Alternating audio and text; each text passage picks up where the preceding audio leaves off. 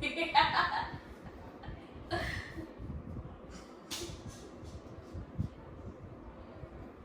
Sorry. That didn't help. More laughter. Yes. Because you always do like, okay, so you know where to cut. Like, what? Hey, I'm rock, okay? Gotta be rock solid. Good morning, everybody. It's Sunday. I want to welcome you back to a Sunday's hymn. And what we have for you today for this entire month, we're going to be coming from Philippians chapter 2.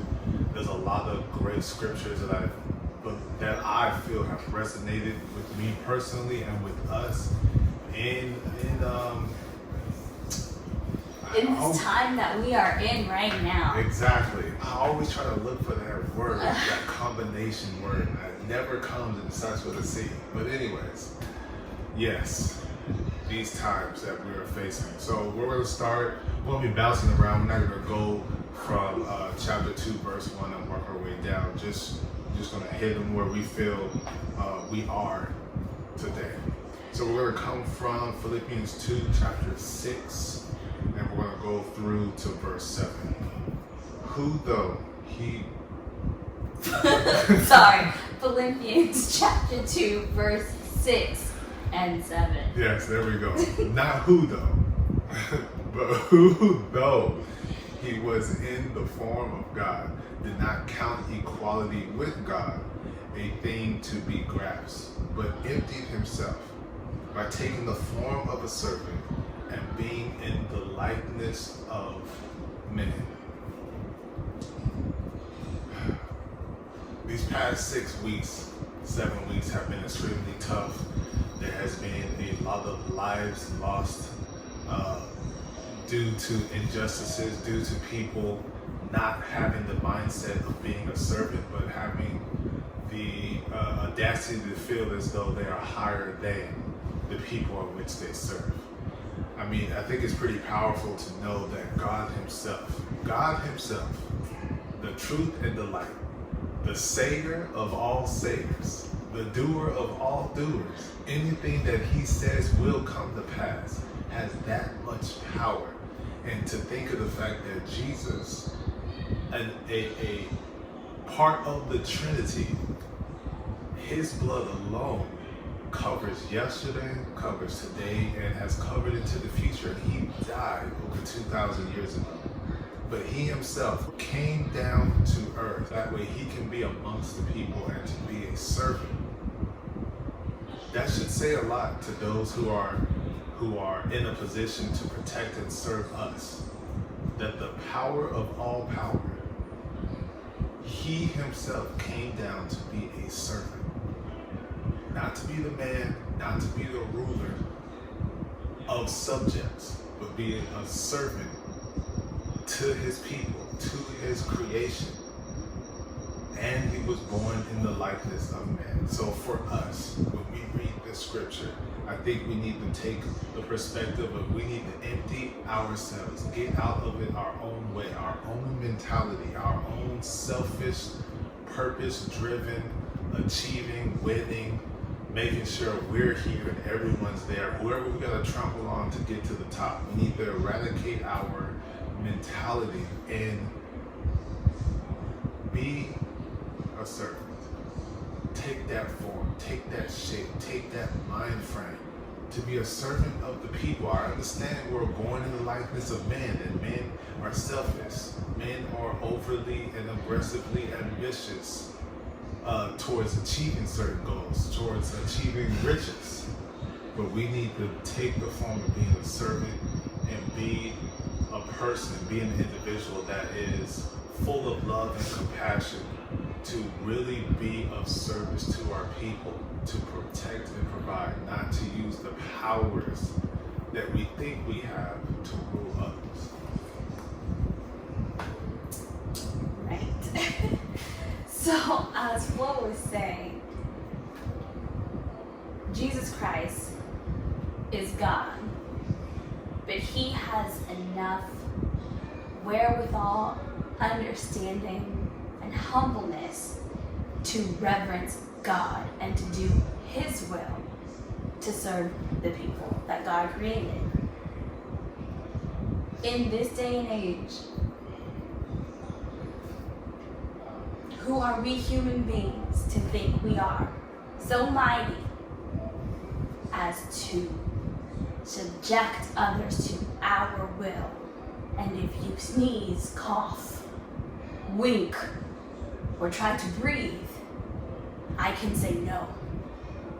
God said yes, but I, human being, so low, can say no. This is our example, not just for Christians especially, but for human beings, of how we are to be each other's keeper, my brother, my sister's keeper. I'm supposed to look out for you, whether I have a badge, a uniform, a certificate, whether I have that or not. I am supposed to look out for you. This is the example. I am supposed to look out for you. I am supposed to have your best interest at heart as well as my own. And if you think about it, if we each take somebody else's best interest at heart, everybody's needs will be met. Because I will always be thinking about someone else, and they will always be thinking about someone else. So eventually someone will be thinking about me. So rather than having the mentality of, I have to squash you so that I can be raised up, I have to raise you so that we all will be raised up. In this day and age, in this time, now is when we have to realize I am only as strong as the person next to me, and that person is as strong as I allow them to be. I can lift you up and we can rise together, or we can fall together. Let's choose to rise. Let's choose to be this example. Humble ourselves enough that our personal ambitions aren't so demanding of our greed and selfishness that we can see other people, as human beings, and do right by them. That's powerful. Do nothing from selfish ambition or conceit. It's just that simple.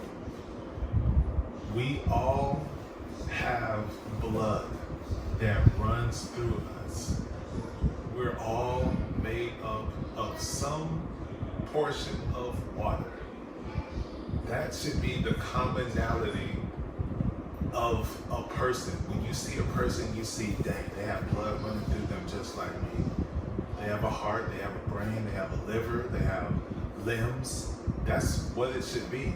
It shouldn't be my face structure. It shouldn't be my color. It shouldn't be I'm the man representing the blue and you're black, or you're brown, or you're yellow, or you're orange, or you're purple. I mean, none of that should matter, because white is pure. You know, the angels is so white and heavenly. So that just means no. When we live our life the righteous way, without any selfish ambition or conceit, but being a servant unto others, it don't matter what color we are on this earth. As long as we do what it is that God has called us to do, to have a heart for our brother and our sister, we're all going to end up white. We're all going to be angels in heaven. We're all going to be a part of putting more light into the world. Because that's what God is. God is light, and we're supposed to mirror, to the best of our abilities, His example of humility, His example of being of service and a servant unto others. Just be obedient. Just be obedient. I mean, I will go as far as say you don't even have to be a Christian to understand the power of compassion, humility, love, understanding, respect. As you can tell, this is one that hits home emotionally, and these are not going to be short 5-minute ones. We're working our way through Philippians chapter 2 specifically. Philippians chapter 2. And so I just want to thank you guys for tuning in this Sunday morning. Hopefully it got your mind in a greater frame of understanding of what it's like to just be a human being, period. And how there is more power in being a servant rather than boasting yourself and highly exalting yourself. So thank you guys for tuning in once again. It's been a Sunday's Hymn. Until next week, much love. Peace. See ya.